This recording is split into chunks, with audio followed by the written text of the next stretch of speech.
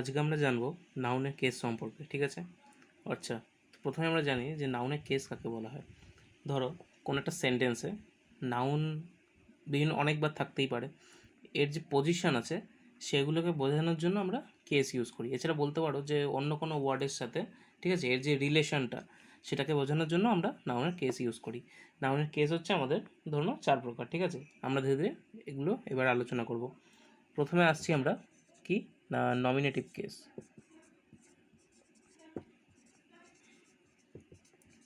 তো নমিনেটিভ এই ওয়ার্ডটা কোত্থেকে এসছে, অর্থাৎ নমিনেটিভ বা এটাকে আমরা নাউন কেসও বলতে পারি, ঠিক আছে? বা এটাকে আবার সাবজেক্টিভ কেসও বলা হয়, ঠিক আছে?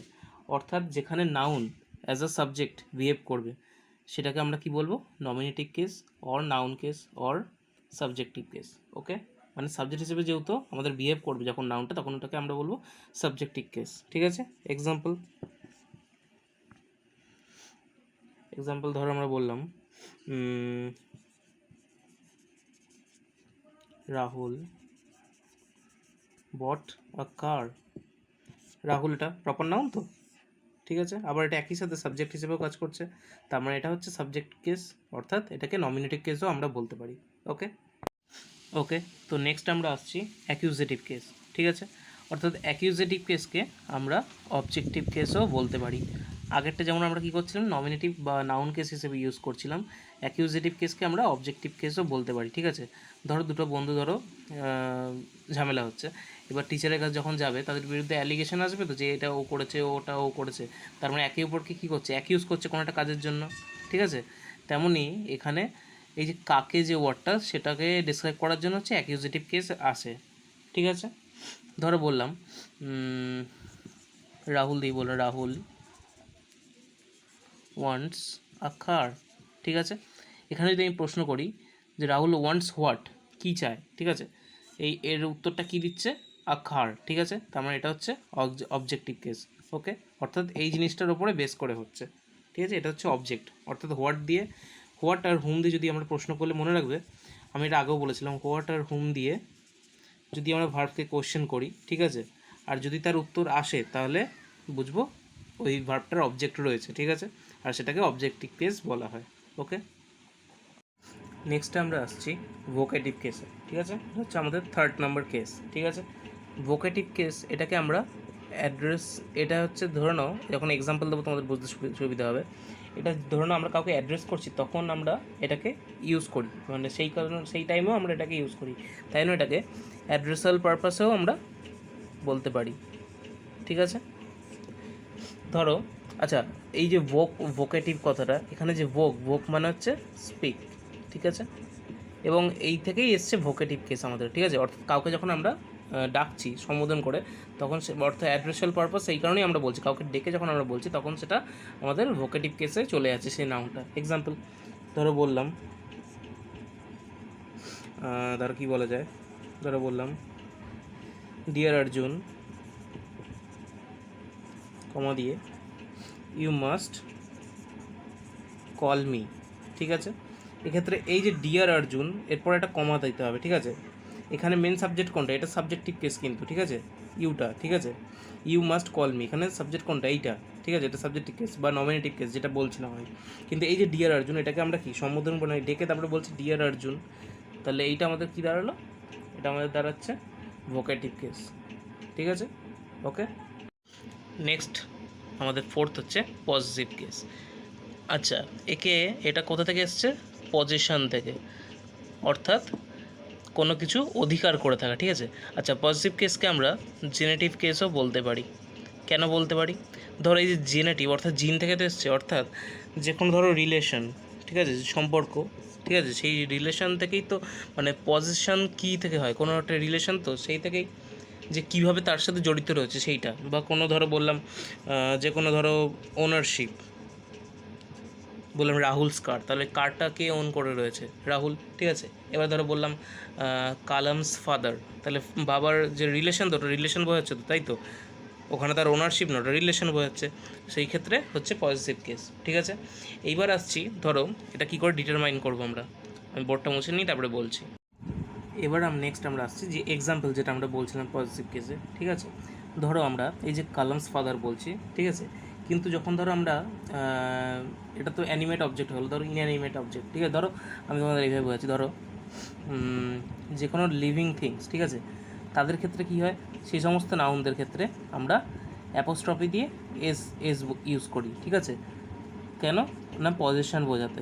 কখন ইউজ করি এরমভাবে, যখন সেটা একটা অ্যানিমেট অবজেক্ট হয়, অর্থাৎ লিভিং অবজেক্ট যেগুলো বা লিভিং নাউন, ঠিক আছে, যেটাই বলো না কেন।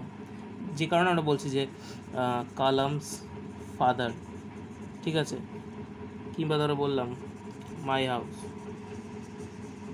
ওকে, এবার ধরো আমরা বললাম যে কোনো নন লিভিং থিংস, ঠিক আছে, অর্থাৎ যেটা আমরা বলছিলাম যে ইনঅ্যানিমেট অবজেক্ট, ঠিক আছে, সেইগুলোর ক্ষেত্রে কী করবো, যে নন লিভিং যে নাউনগুলো রয়েছে সেগুলোর ক্ষেত্রে কিন্তু আমরা অ্যাপোস্ট্রফি এস একদমই অ্যাড করবো না। সেগুলোর ক্ষেত্রে তাহলে কী করতে হবে, সেগুলোর ক্ষেত্রে আমাদের করতে হবে ধরো যে পজিশনটা যেটা বলবো, আমি তোমাদের এক্সাম্পল দিয়ে আবার বুঝিয়ে দিচ্ছি, সেই পজিশন অফ, তারপরে যার সঙ্গে বোঝানো হচ্ছে, ঠিক আছে, যে ওনারশিপটা রয়েছে তার, ঠিক আছে। ধরো বললাম ধরো এই যে কালামস ফাদার আমরা ইউজ করলাম, ওটা হচ্ছে লিভিং থিংসে। এর জায়গায় আমরা যদি বলি ধরো কালার অফ দ্য টেবিল, এটা কি ইনঅ্যানিমেট অবজেক্ট, তো এটা একদম কারেক্ট। যদি আমরা বলতাম যে টেবিলস কালার, সেটা কিন্তু একদমই রং, ঠিক আছে, কারণ এই অ্যাপোস্ট্রফি এস দিয়ে আমরা যেটা অ্যাড করছি এটা শুধুমাত্র লিভিং থিংসের জন্য, নন লিভিং থিংসে আমরা এইভাবে ইউজ করতে পারি না, ঠিক আছে। যেমন ধরো বললাম ধরো বলা গেল location of the shop, the shops location আমরা কখনোই বলবো না, the location of the shop বলবো, কেন, কারণ এটা ইনঅ্যানিমেট অবজেক্ট। ওকে, আচ্ছা, আমি কিন্তু সেই মনে করো তোমাদের যখন নাউন টাইমে বলেছিলাম যে যে সমস্ত নন লিভিং থিংস আছে তাদেরকেও আমরা কি লিভিং থিংসে কনভার্ট করতে পারি, কখন, যখন সেটাকে আমরা পার্সোনিফাই করব, ঠিক আছে, অর্থাৎ ইনঅ্যানিমেট অবজেক্টকে অ্যানিমেটের মতো আমরা ভিজুয়ালাইজ করব, ঠিক আছে, এটা আমি বলেছিলাম, ঠিক আছে। যখন আমরা ওই মাদারল্যান্ডের ক্ষেত্রে ইউজ করেছিলাম হি সি, তার যে আর ইট আমরা ইউজ করেছিলাম, যে মাদারল্যান্ড হলে সেক্ষেত্রে সি, আদারওয়াইজ আমরা কী করছিলাম, যে আদার কান্ট্রি হলে তখন আমরা ইট ইউজ করছিলাম, ঠিক আছে। তেমনই এখানেও পার্সোনিফিকেশনের ক্ষেত্রে কী হবে, এই ক্ষেত্রে পজিটিভ কেসে এখানেও নন লিভিং থিংসেরও কী হবে, অ্যাপোস্ট্রফি এস হবে। কখন কখন, ধরো কিছু কিছু ওয়ার্ড, ধরো আমি বললাম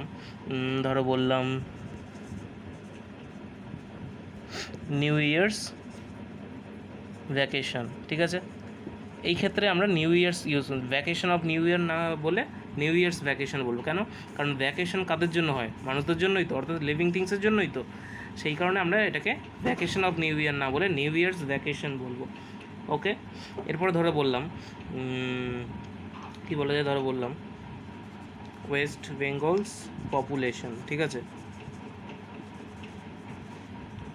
পপুলেশন কাদের হবে, হিউম্যানদেরই, সেই কারণে মানে অর্থাৎ লিভিং থিংস তো, সেই কারণে আমরা এটারও অ্যাপোস্ট্রফি এস ইউজ করব। কিন্তু ধরো একই সাথে আমরা বললাম আচ্ছা, ধরো তোমাদের ওয়েস্ট বেঙ্গল ডাইরেক্ট বলছি ডাব্লিউবি, ধরো ওয়েস্ট বেঙ্গলস, ধরো আমরা বললাম ট্রাফিক, এটা কি কারেক্ট হবে, একদমই না, এটা বলতে হবে আমাদের traffic of WB. Is it correct, no, it's not correct. Correct কী তাহলে, ওয়েস্ট বেঙ্গলস ট্রাফিক, কেন, ট্রাফিক কাদের জন্য হয়, হিউম্যানদের জন্যই তো, অর্থাৎ লিভিং থিংসের তো, তাই এর জন্য এটাও ইউজ হবে ওয়েস্ট বেঙ্গলস ট্রাফিক হিসেবে। ওকে, এছাড়া কি, এছাড়া ধরো যে কোনো সেলেস্টিয়াল বডি হলো, ঠিক আছে, যেগুলো ধরো স্পেস এইসব সম্পর্কে কিছু বলা হয়েছে, সেই ক্ষেত্রে কী হবে, সেই ক্ষেত্রেও আমাদের যে পজিটিভ কেস রয়েছে সেটা লিভিং নাউন্সের মতনই, মানে অর্থাৎ অ্যাপোস্ট্রফি এস ওরমভাবে আমরা ইউজ করব, ঠিক আছে, সেলেস্টিয়াল বডির ক্ষেত্রে। ধরো বললাম বিউটি অফ দ্য মুন বলবো না, কি বলবো, মুনস বিউটি, কেন, এটা সেলেস্টিয়াল বডি বা হেভেনলি বডি যেটা আমরা বলতে পারি, ঠিক আছে, সেই ক্ষেত্রে আমরা তাহলে লিভিং থিংসের মতো ইউজ করবো, অ্যাপোস্ট্রফি এস ইউজ করবো, মুনস বিউটি, ঠিক আছে। এছাড়া কি বলা যাবে, ধরো বললাম আর্থস লাইফ, ওকে, ঠিক আছে।